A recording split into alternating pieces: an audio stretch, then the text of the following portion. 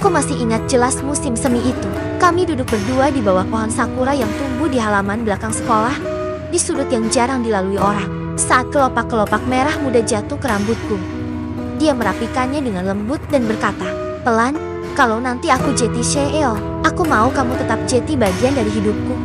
Ayla, namaku Ayla. Dulu aku hanya siswi biasa di SMA yang tak pernah berpikir akan dicintai oleh seseorang seperti Rafka, anak paling pintar, paling populer, sekaligus paling misterius di sekolah. Tapi entah bagaimana, kami menjalin hubungan yang diam-diam namun kuat. Dan hari ini, 7 tahun setelah janji itu, aku masih bersamanya. Bedanya, dia sekarang sudah jadi CEO muda dari perusahaan teknologi Skyway Tech. Dan aku masih menjadi guru TK yang mengajar anak-anak menyebut warna dan menyanyikan lagu pelangi-pelangi. Rafka bilang ingin bicara serius malam ini, kataku sambil merapikan gaun sederhana yang kupakai ke tempat kerja. "Serius?" sahut sahabatku, tanya sambil menggoda. "Kayaknya kamu bakal dilamar deh." Aku hanya tersenyum malu. Mungkin benar, kami sudah cukup lama bersama. Bahkan mama dan papa Rafka pun sering berkata bahwa aku seperti bagian dari keluarga mereka. Dan yang terpenting, aku dan Rafka sudah melalui banyak badai kesibukan, jarak, bahkan perbedaan mimpi. Tapi kami tetap saling kembali. Malam itu, dia menjemputku tepat pukul 7. Mobil hitamnya berhenti di depan taman kecil dekat tempat tinggalku. Ia turun dengan jas rapi dan senyuman yang masih sama seperti dulu. Saat kami belajar matematika di perpustakaan sekolah. "Kamu cantik malam ini," katanya singkat. Aku menggigit bibir, mencoba menyembunyikan gugupku. "Kamu juga terlihat lebih dewasa dari CEO di berita-berita." Dia tertawa ringan, lalu memegang tanganku dan membawaku masuk ke restoran mewah di pusat kota. Tempat itu dipenuhi cahaya lampu kuning hangat, musik piano lembut, dan bunga-bunga di setiap meja. Aku yakin malam ini adalah malamnya. Saat hidangan utama datang, aku melihat ke matanya yang gelap. "Rafka, kamu bilang mau bicara sesuatu yang penting." Dia terdiam sejenak, menatap ke arah lilin kecil di antara kami. "Aku hanya ingin bilang, hidupku berubah begitu cepat sekarang. Tanggung jawab, tekanan, harapan banyak orang. Dan aku tahu aku juga punya satu keputusan besar yang harus aku ambil." Jantungku berdegup keras. Ini saatnya. Tapi kalimat itu tak pernah datang. Sebaliknya, dia hanya tersenyum dan berkata, "Terima kasih karena selalu ada untukku."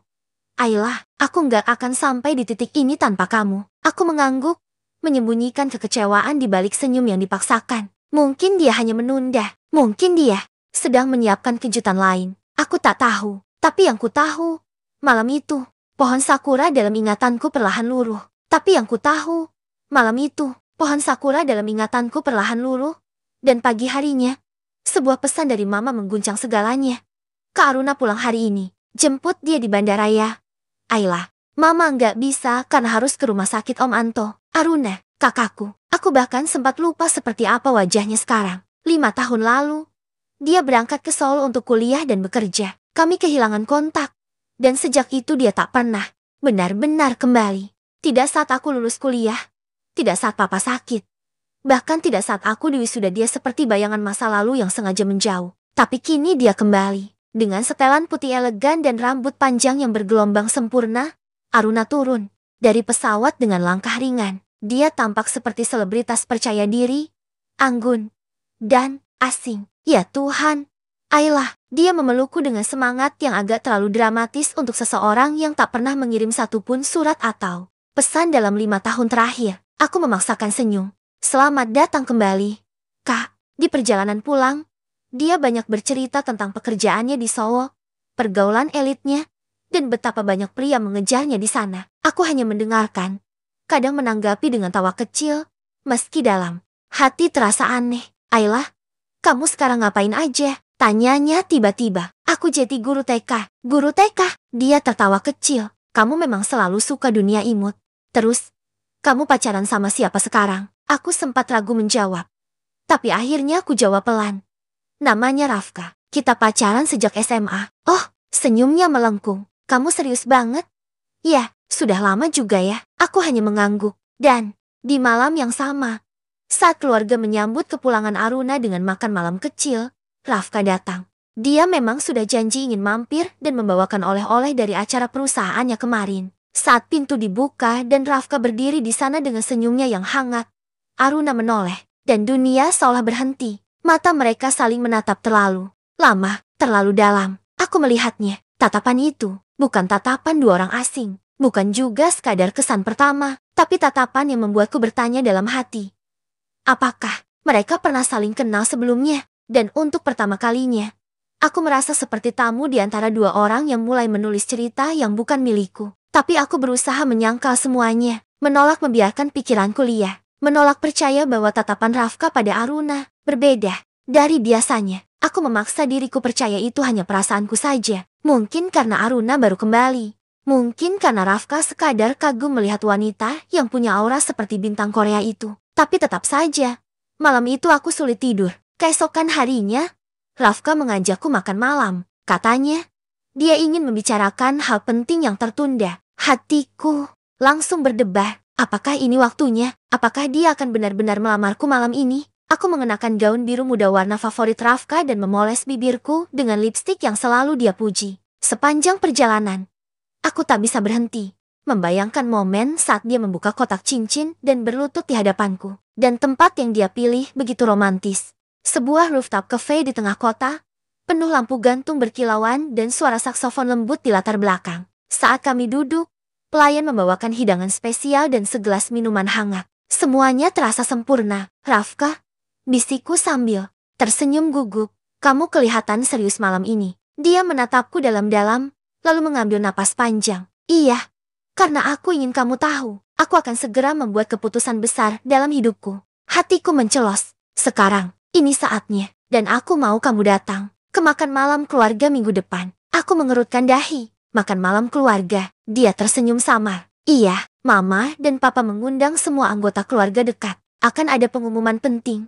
Aku menggenggam tangannya. Jetty, kamu akan melamarku di sana. Dia terdiam lama, lalu mengusap lembut tanganku. Aku ingin semuanya terjadi dengan cara yang baik. Ayla, ini akan jadi momen besar. Kamu akan tahu semuanya nanti. Senyumnya tak menjawab, tapi mata itu tak terlihat seperti dulu. Dan anehnya, sepanjang malam, tak sekalipun dia menyebut nama kami, impian kami, atau masa depan yang dulu sering dia lukiskan. Tapi aku terlalu sibuk berharap. Aku bahkan sempat mengirim pesan ke Tanya. Aku rasa ini benar-benar akan terjadi. Doakan aku ya. Minggu depan aku jadi tunangan Rafka. Dan aku tak tahu betapa keliru dugaanku. Makan malam itu bukan tentang aku. Itu tentang mereka, Rafka dan Aruna. Semua terjadi terlalu cepat untuk kupahami. Minggu malam itu, aku datang dengan hati berdebar. Mengenakan gaun yang sudah kusiapkan jauh-jauh hari. Mama bahkan membantuku memoles rambut dan merias wajahku. Papa bilang, akhirnya Rafka memilih waktu yang tepat. Semua orang tampak percaya bahwa akulah bintang malam ini. Rumah keluarga Rafka dipenuhi kerabat dan rekan bisnis. Dekorasi sederhana tapi elegan. Bunga putih dan biru di setiap sudut. Musik klasik mengalun lembut. Dan satu meja khusus di tengah ruangan dengan kotak cincin kecil di atas nampan kaca. Aku berdiri di samping Rafka saat semua mata tertuju pada kami. Detik demi detik berjalan seperti adegan lambat di film. Ia berdiri, mengambil kotak cincin itu, dan berlutut. Tapi bukan ke arahku. Aruna, katanya dengan suara mantap. Aku tahu ini cepat, tapi aku tak ingin kehilangan kesempatan kedua. Maukah kamu menikah denganku? Dunia berhenti. Kakakku, Aruna, yang duduk di sisi kanan ruangan, tampak membeku. Matanya membesar. Lalu ia menatapku. Sejenak, lalu ke Rafka, lalu kembali ke kotak cincin. Iya, aku mau. Tepuk tangan bergemuruh. Sorak-sorai memecah suasana. Dan aku hanya berdiri di sana. Menjadi penonton dalam cerita yang seharusnya kuceritakan sendiri. Aku bahkan tak sadar saat Mama menarik tanganku pelan dan membisikkan. Ayla, kamu gak apa-apa? Kan, aku tak menjawab. Aruna mendekatiku setelah acara selesai. Wajahnya gugup tapi penuh harap. Ayla, aku gak tahu kalau kamu masih dekat dengan Rafka. Aku pikir kalian sudah lama putus. Putus? Aku ingin tertawa, tapi suaraku hilang. Sementara Rafka tak mendekatiku malam itu, bahkan sekadar menatapku pun tidak. Dan malam itu, aku duduk di tepi ranjangku, menatap gaun biru yang kusangka akan jadi kenangan bahagia. Tapi justru berubah menjadi simbol pengkhianatan yang tak terucap. Kupeluk diriku sendiri. Aku kekasihnya. Sejak SMA, aku tahu semua rahasianya. semua lukanya, semua cita-citanya. Tapi ternyata, menjadi bagian dari masa lalu. Tak menjamin tempat di masa depannya. Aku mencoba tidur malam itu. Tapi setiap kali menutup mata, bayangan Rafka berlutut di depan Aruna terus menghantui pikiranku. Ucapan maukah kamu menikah denganku bergema seperti gema kesalahan bukan kesalahannya. Tapi mungkin kesalahanku karena terlalu percaya. Pagi harinya aku tak berani menatap cermin. Aku hanya duduk diam di ranjang, memeluk lutut, dan mendengar suara pesan masuk bertubi-tubi dari ponselku. Dari Tanya, dari Mama, bahkan dari Aruna sendiri. Tapi satu pesan yang kutunggu tak pernah datang. Tidak ada pesan dari Rafka, bahkan satu kalimat penjelasan pun. Tidak. Sore harinya, aku duduk sendiri di taman tempat aku dan Rafka biasa bertemu saat SMA. Angin musim semi menyapu rambutku, dan kelopak bunga berterbangan di sekelilingku seperti kilas balik kenangan yang enggan pergi. Dan saat itulah aku melihatnya. Datang, Rafka. Dia berjalan pelan ke arahku, mengenakan jas abu-abu seperti biasa, dengan tatapan mata yang tak bisa kubaca lagi. Dulu, aku selalu bisa memahami perasaannya hanya dari sorot matanya. Tapi kali ini, dia terlihat seperti orang asing. Ayla, katanya pelan. Maaf, aku baru menghubungi. Aku nggak tahu harus ngomong apa. Aku menatapnya, menahan air mata yang sejak tadi menunggu jatuh. Kamu nggak tahu harus ngomong apa? Atau kamu memilih untuk tidak mengatakan apa-apa? Dia terdiam. Rafka, kita pacaran 7 tahun. 7 tahun. Suaraku bergetar. Dan kamu bahkan nggak memberitahuku kalau kamu jatuh cinta pada kakakku. Aku nggak merencanakan ini, katanya. Semuanya terjadi begitu saja. Aruna, dia berbeda. Dan saat kami ngobrol, saat aku mulai dekat dengannya, aku ngerasa semuanya berubah. Aku pikir kamu sudah merasa itu juga. Tidak, bisikku. Yang berubah itu kamu. Aku tetap mencintaimu. Aku tetap percaya padamu. Dia menunduk. Maaf, aku mengangguk pelan. Bukan karena memaafkan, tapi karena akhirnya aku menyadari satu hal. Aku hanya bagian dari cerita yang telah ditutup tanpa penutup. Malam itu, aku pulang ke rumah dan menatap wajah Mama dan Papa. Mereka tahu hatiku hancur, tapi tak tahu harus bicara apa. Aruna hanya bisa berdiri diam di dekat tangga, seolah ingin bicara, tapi tak berani melangkah. Aku naik ke kamar, mengemasi koper kecil, dan berkata pelan, aku butuh waktu sendiri. Mama mencoba menahan. Papa ingin tahu kemana aku pergi, tapi aku hanya berkata, jauh dari cerita yang bukan untukku. Aku pergi tanpa marah, tanpa air mata, tanpa suara. Tapi di dalam hatiku, ada badai yang akhirnya meledak. Dan aku tahu, satu-satunya cara agar badai itu tak menghancurkan segalanya adalah dengan pergi. Malam itu, aku meninggalkan rumah dengan satu koper kecil dan sebuah buku harian yang dulu diberikan Rafka saat ulang tahunku yang ke-18. Buku itu kosong sekarang. Sama seperti hatiku, aku menyewa kamar kecil di sebuah rumah kos di pinggiran kota. Sederhana, sunyi, jauh dari keramaian. Tidak ada lukisan keluarga di dinding. Tidak ada suara tawa Aruna di ruang tamu. Tidak ada kenangan dan itulah yang kubutuhkan. Hari-hariku berubah. Setiap pagi aku pergi ke taman kanak-kanak tempatku mengajar. Di sana, dunia terasa lebih ringan. Anak-anak tak pernah bertanya tentang cincin pertunangan. Mereka tak peduli siapa yang jadi CEO atau siapa yang dilamar. Mereka hanya ingin tahu kenapa pelangi punya 7 warna dan kenapa kupu-kupu tak bisa bicara. Aku tersenyum lebih sering di depan mereka, tapi di balik senyum itu ada kehampaan yang sulit dijelaskan. Aku mencoba menyibukkan diri, membuat jadwal kelas lebih padat, membuat dekorasi kelas lebih berwarna, bahkan ikut kelas online tentang psikologi anak. Aku ingin lupa, tapi setiap malam, ketika aku pulang dan menatap langit-langit kamar yang sepi, kenangan itu kembali seperti embun dingin yang meresap lewat jendela. Hingga suatu hari, kepala yayasan sekolah memanggilku. Ayla, kami dapat permintaan khusus dari seseorang. Ia ingin anaknya diajari secara privat, dan dia minta guru terbaik dari sekolah ini. Aku hampir menolak, tapi kepala yayasan menatapku dengan serius. Gajinya tinggi, dan pria ini, dia kakak dari Rafka. Aku terdiam. Ravindra, nama itu tak asing. Rafka pernah menyebutkannya beberapa kali. CEO besar juga, tapi jauh lebih tertutup dari adiknya. Selama ini, dia tinggal di luar negeri dan baru kembali karena anak semata wayangnya baru ditinggal ibunya. Aku tahu kabar itu. Kabar yang membuat semua media menyorot keluarga mereka. Kepala yayasan melanjutkan, kalau kamu keberatan karena hubungan masa lalumu dengan Rafka, kami bisa cari orang lain. Tapi dia memintamu secara langsung. Aku menelan ludah. Bagian dalam diriku ingin menolak, tapi bagian lain, penasaran, kenapa dia mencariku. Akhirnya, sore itu aku berdiri di depan rumah mewah bernuansa putih dan abu-abu, yang tampak tenang, tapi juga dingin seperti museum. Seorang pelayan membuka pintu, lalu membawaku ke ruang belajar di lantai 2, dan di sana, berdiri seorang pria jangkung dengan wajah dingin dan sorot mata tajam jauh berbeda dari Rafka. Tapi entah kenapa, di balik ketegasan wajahnya, ada sesuatu yang membuatku tak bisa mengalihkan pandangan. Ayla, katanya tanpa basa-basi, aku tahu siapa kamu, dan aku tahu apa yang dilakukan adikku padamu. Aku menggenggam tas selempangku erat-erat. Kalau kamu datang hanya untuk mengungkit masa lalu, aku bisa pergi sekarang.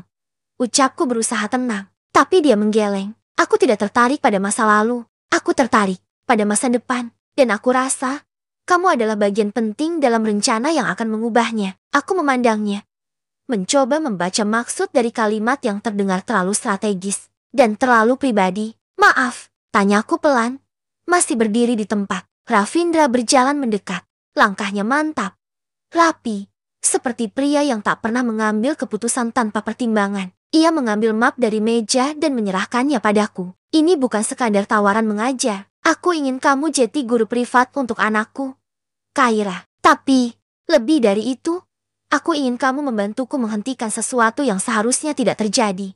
Aku membuka map itu. Ada jadwal belajar, silabus pendidikan anak, foto-foto Kaira yang tersenyum polos, dan satu surat kecil yang tertulis tangan. Rafka tidak tahu apa yang dia lakukan. Jika pernikahan ini terjadi, seluruh keluargaku akan terpecah. Ayla, aku tahu kamu adalah satu-satunya yang bisa membuatnya membuka mata. Aku menatap Ravindra. Mataku membelalak. Jeti kamu ingin aku menghentikan pertunangan Rafka dan Aruna. Dia mengangguk tenang. Rafka bukan anak kecil, tapi saat bersama Aruna, dia jadi terlalu mudah dibelokkan. Aku sudah melihatnya di perusahaan, dan sekarang, dalam hidup pribadinya, aku menggigit bibir. Hati kecilku berbisik ingin menjauh. Ini bukan urusanku lagi. Aku sudah cukup hancur. Tapi, bagian lain, bagian yang terluka, bertanya, kalau ini memang salah, dan aku hanya diam, apakah aku bukan bagian dari kesalahan itu? Kenapa aku? Tanyaku lirih. Karena kamu orang terakhir yang dia dengarkan, dan satu-satunya yang dia sesali. Aku tertunduk. Ravindra menambahkan dengan nada lebih tenang, kamu tak harus menyakiti siapapun. Aku hanya ingin kamu kembali muncul di hidupnya. Biarkan dia mengingat siapa dirinya. Sebelum semuanya terlambat, aku tak langsung menjawab. Tapi malam itu, saat aku pulang ke kamar kosku, aku membaca kembali surat kecil itu. Dan entah karena rindu, atau karena luka yang belum sembuh, aku mengambil pena dan menuliskan satu kalimat. Baik, Tuan Ravindra, saya akan mengajar Kaira, tapi saya tidak berjanji bisa mengubah keputusan siapapun. Keesokan harinya, balasan datang cepat. Satu kalimat saja, tidak perlu janji. Kehadiranmu saja sudah mengubah arah cerita ini. Kalimat itu terus terngiang di benakku saat aku berdiri di depan rumah Ravindra keesokan paginya. Rumah megah bergaya modern klasik itu terasa asing dan mewah, jauh dari kamar kosku yang sempit. Tapi bukan kemewahan yang membuat jantungku berdebar, melainkan kenyataan bahwa aku akan kembali bersinggungan dengan dunia yang telah kutinggalkan, dan seseorang yang pernah kucintai. Pintu terbuka, seorang anak kecil berlari dan langsung memeluk kakiku. Kaila, suaranya jernih dan riang. Ayah bilang kamu bakal jadi guru baruku. Aku tersenyum kikuk, mengelus rambut Kaira yang halus. Ya, Kak Ayla bakal ngajar kamu mulai hari ini. Kamu senang? Sangat senang, katanya ceria. Aku suka kamu. Soalnya waktu kamu datang ke kantor dulu, ayah jadi senyum terus. Dia nggak pernah senyum kayak gitu. Aku terdiam. Kalimat polos itu seperti panah kecil yang menancap dalam. Setelah mengantar Kaira ke ruang belajar, aku bertemu Ravindra yang tampak sibuk di ruang kerjanya. Ia hanya menatap sekilas dan mengangguk kecil, seolah berkata, lakukan sisanya dengan hatimu. Hari-hariku bersama Kaira berjalan lancar. Anak itu cerdas, menyenangkan, dan sangat penuh rasa ingin tahu. Tapi yang tidak bisa kuhindari adalah, sesekali, Rafka datang menjemput Kaira. Dan untuk pertama kalinya setelah lebih dari 2 tahun, aku melihatnya lagi. Dia masih sama, dingin, tampan, wibawa, tapi ada sesuatu di matanya yang membuatku terpaku luka yang tersembunyi di balik kesempurnaan. Rafka menatapku lama. Ayla, suara itu membuat nadaku bergetar. Aku hanya mengangguk. Hai, apa yang kamu lakukan di sini? Tanyanya dengan nada datar. Aku menoleh ke Kaira dan berkata pelan. Mengajar. Ia tak menjawab. Tapi sebelum pergi, ia berkata, lirih tanpa melihatku. Hati-hati, ayahku tidak pernah melakukan sesuatu tanpa tujuan. Aku membeku. Kata-katanya seperti ancaman samar. Tapi justru membuatku lebih penasaran. Apakah benar Ravindra punya maksud tersembunyi? Ataukah Rafka sedang melindungiku dari sesuatu yang belum ku ketahui? Malam itu aku duduk di balkon kecil kosku, menatap langit. Aku tidak tahu kenapa Tuhan membawaku kembali ke tengah-tengah mereka. Tapi satu hal pasti, perasaanku pada Rafka belum mati. Dan kehadiranku di sini mulai menghidupkan luka yang belum sembuh sepenuhnya. Namun malam itu, tak hanya luka yang hidup kembali. Sebuah pesan masuk di ponselku tanpa nama pengirim. Hanya satu kalimat pendek yang membuat tubuhku menggigil. Kau yakin tahu siapa yang sebenarnya menghancurkan hubunganmu dengan Rafka? Aku tercekat. Tanganku gemetar saat membaca ulang. Pesan itu, siapa yang mengirim ini? Aku mencoba tidur malam itu. Tapi pikiranku dipenuhi pertanyaan. Jika bukan Rafka yang mengkhianatiku waktu itu, lalu siapa? Keesokan paginya, aku kembali ke rumah Ravindra. Tapi suasananya berbeda. Ada ketegangan di udara. Dan saat aku melangkah ke ruang belajar Kaila, dia tidak ada di sana. Panik. Aku keluar mencari. Ayla. Suara Ravindra menghentikanku. Kaila sedang bersama ibunya. Aku menoleh cepat. Ibunya. Bukankah dia datang tiba-tiba, mengambil Kaila tanpa memberitahu siapapun? Ucapnya tajam. Dan untuk pertama kalinya, aku melihat ekspresi Ravindra yang benar-benar kacau. Marah. Takut.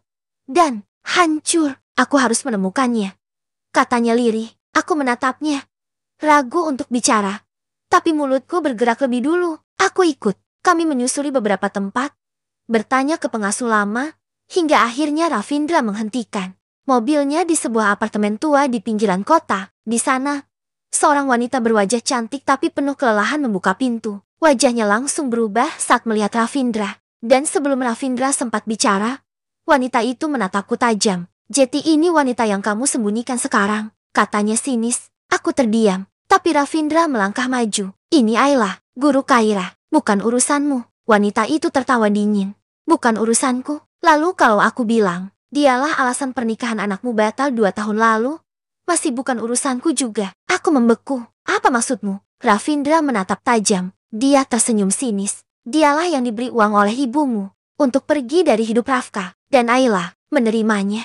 Aku ternganga. Seluruh tubuhku kaku. Itu bohong. Aku tidak pernah menerima uang dari siapapun. Tapi, kenapa wanita itu tahu? Ravindra menatapku dalam, menusuk. Dan untuk pertama kalinya, aku merasa seolah segalanya akan runtuh lagi. Satu rahasia terbuka, dan 2 hati kembali hancur sebelum sempat diperbaiki. Aku menatap Ravindra yang kini berdiri membeku, seolah tak percaya pada apa yang baru saja didengarnya. Sementara wanita itu mantan istrinya hanya tersenyum menang, menikmati luka yang perlahan mulai menganga kembali di antara kami.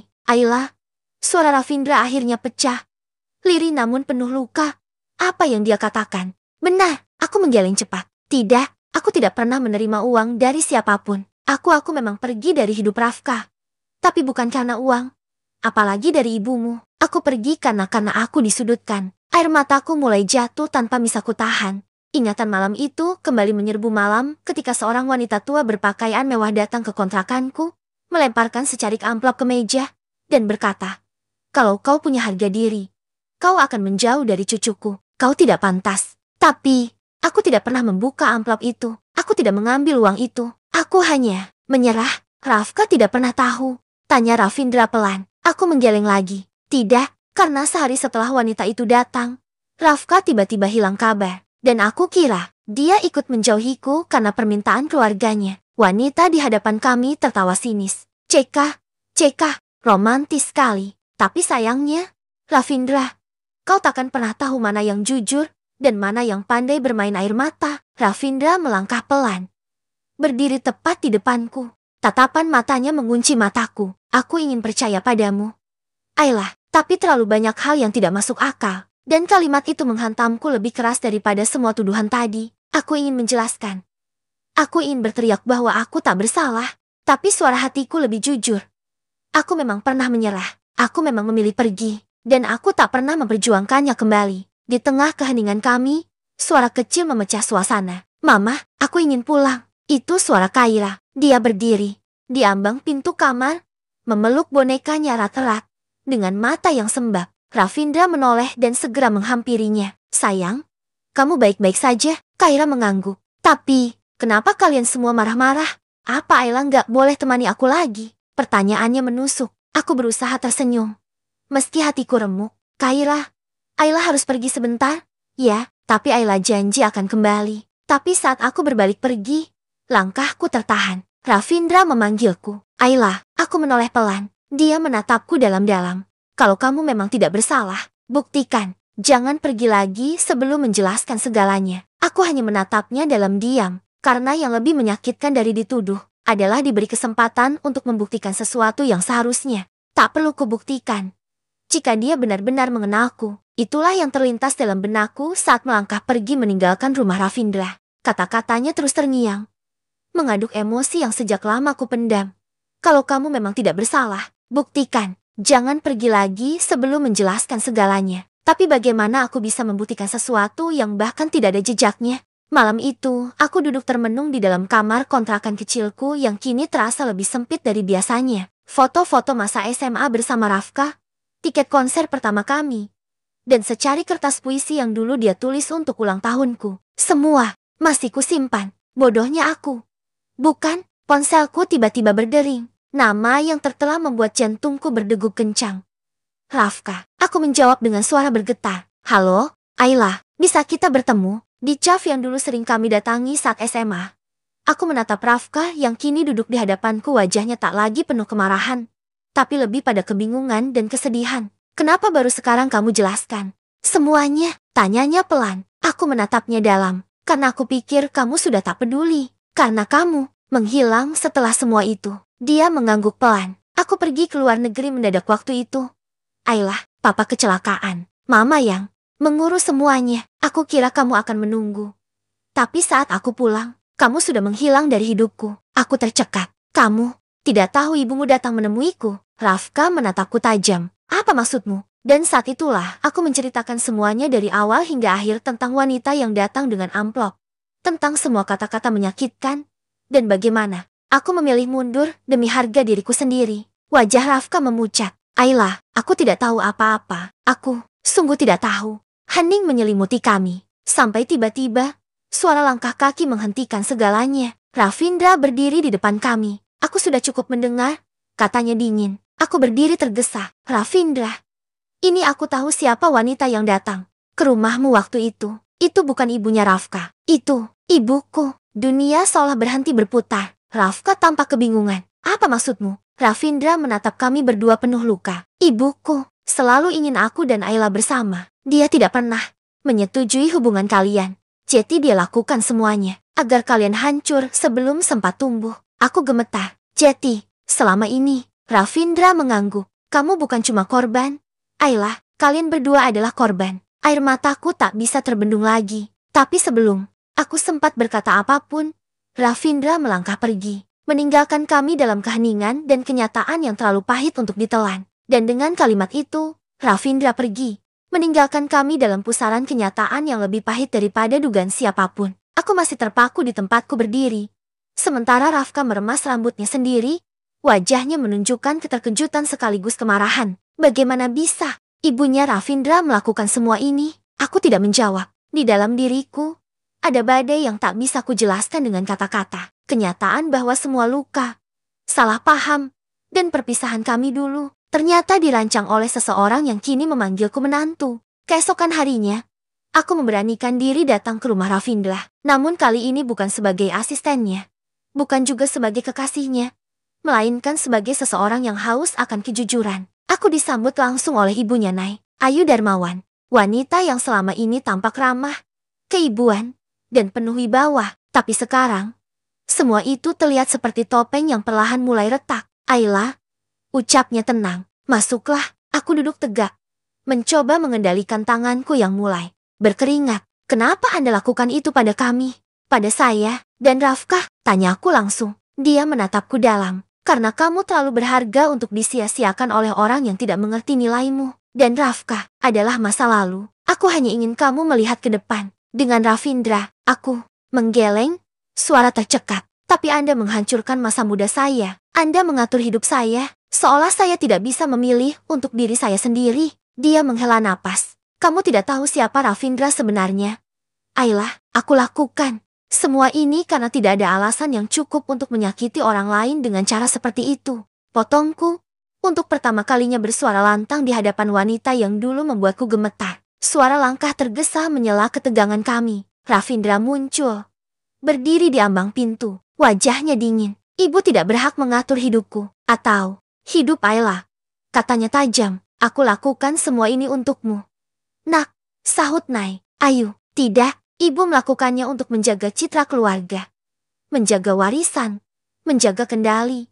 Tapi ibu lupa, kami manusia, bukan pion dalam permainan yang ibu ciptakan. Aku nyaris tak percaya mendengar Ravindra membela kami. Tapi sekaligus, itu membuat hatiku semakin perih. Ravindra menatapku lekat-lekat. Ayla, aku tak akan biarkan siapapun menyakitimu lagi. Bahkan jika itu ibuku sendiri. Tapi sebelum aku bisa merespons, Nai, Ayu berdiri dan berkata dengan suara bergetar, kalau begitu, kalian berdua akan kehilangan segalanya. Perusahaan, warisan, nama besar keluarga. Aku terpaku. Ravindra menatap ibunya, lalu kembali menatapku. Aku tidak peduli, selama aku tidak kehilangan Ayla. Kata-kata Ravindra masih menggema di telingaku, menelusup ke sela-sela luka yang belum kering. Seakan ingin menutup setiap retakan yang pernah ada. Tapi bersama kata itu pula, ku tahu, badai yang lebih besar sedang menanti kami. Nai, Ayu menatap putranya dalam diam, lalu tanpa sepatah kata pun, ia melangkah pergi, meninggalkan kami dalam keheningan yang menggantungkan satu pertanyaan. Apakah kami benar-benar siap menghadapi konsekuensi dari perlawanan ini? Keesokan harinya, surat pemecatan Ravindra sebagai CEO tersebar di berbagai media. Pemberhentian mendadak CEO muda Ravindra Darmawan menghebohkan publik. Alasan keluarga dan konflik internal disebut-sebut jadi pemicu. Semua mata kini tertuju padanya. Para investor mulai menarik diri. Rapat darurat diadakan. Dan untuk pertama kalinya, Ravindra tidak hadir di ruang rapat yang biasa dipimpinnya. Sebaliknya, ia menemuiku di taman kecil dekat rumah masa kecilku tempat kami dulu sering duduk saat masih saling menyimpan perasaan diam-diam. Maaf, Ayla, ucapnya lirih. Untuk apa? Tanyaku lembut. Meski dadaku nyeri melihat lingkar matanya, yang dalam karena kelelahan dan tekanan. Karena semua ini terjadi setelah aku memutuskan memperjuangkanmu. Aku kehilangan jabatan, kehilangan kepercayaan dari banyak orang. Mungkin akan kehilangan segalanya. Aku menggenggam tangannya. Kamu tidak kehilangan satu hal, dirimu sendiri. Ia menatapku, dan untuk sesaat, kami hanya saling diam. Tapi, di dalam diam itu, ada getar yang lebih keras daripada teriakan. Kami sedang berdiri di jurang yang sama, siap melompat bersama atau berpisah. Namun kenyataan tak pernah sesederhana perasaan. Saat malam mulai jatuh, sebuah pesan datang ke ponselku dari nomor tak dikenal. Tapi isinya membuat darahku membeku. Jika kamu mencintai Ravindra, tinggalkan dia. Malam ini, atau keluarganya akan hancur lebih dari sekadar perusahaan. Aku memandang layar itu cukup lama, sampai air mataku jatuh tanpa sadar. Aku tahu ini bukan sekadar ancaman biasa, ini peringatan dari orang-orang yang menginginkan Ravindra tetap tunduk. Malam itu juga, aku menemuinya untuk bicara di balkon apartemennya yang menghadap kota yang mulai redup. Ayla, kenapa wajahmu tegang begini? Tanyanya curiga. Aku menarik napas dalam, lalu menatap matanya lekat-lekat, dan berkata, kita tidak bisa bersama. Rin, aku akan pergi besok. Jangan cari aku. Aku mengatakannya sambil menggenggam erat pinggiran jaketku karena jika tidak, aku mungkin akan jatuh dalam pelukannya, menangis, dan membatalkan semua yang telah kupikirkan semalaman. Ravindra terpaku. Apa maksudmu? Ayla, kenapa tiba-tiba? Aku memotongnya cepat. Tidak ada kenapa. Aku hanya sadar, ini semua salah. Kita terlalu keras kepala. Dan lihat apa yang terjadi, perusahaanmu runtuh. Keluargamu kacau. Semua karena aku. Ayla, jangan bicara seperti itu. Jangan salahkan dirimu. Serunya, berusaha menggenggam tanganku. Tapi aku mundur satu langkah. Kalau kamu mencintaiku, biarkan aku pergi.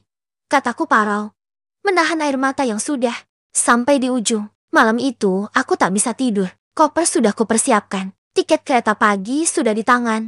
Dan saat fajar mulai menyelinap masuk lewat jendela, aku tahu waktunya sudah tiba. Namun saat aku keluar dari apartemen, langkahku terhenti. Ravindra berdiri di depan pintu, Matanya sembab, rambutnya berantakan. Napasnya memburu. Aku tidak akan membiarkanmu pergi, katanya.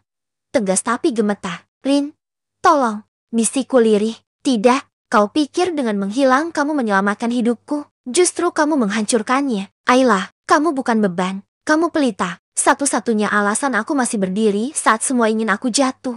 Tangisku pecah. Tapi, saat itu juga, ponselnya berdering. Ia mengangkat dengan cepat. Ravindra Darmawan, saudara kandung Anda, Ryan, mengalami kecelakaan parah. Kami mohon Anda datang ke rumah sakit sekarang juga. Beberapa jam kemudian, kami berdiri di lorong rumah sakit. Nay, Ayu menangis histeris di kursi tunggu. Tubuh Ryan masih dalam perawatan intensif. Dan aku tahu, ini bukan kecelakaan biasa. Ini peringatan. Ini bukan hanya tentang cinta. Kita, Rin, bisikku pelan di sampingnya. Ini tentang nyawa orang-orang di sekitarmu. Ravindra menatapku dalam. Kalau begitu, kita harus melawan.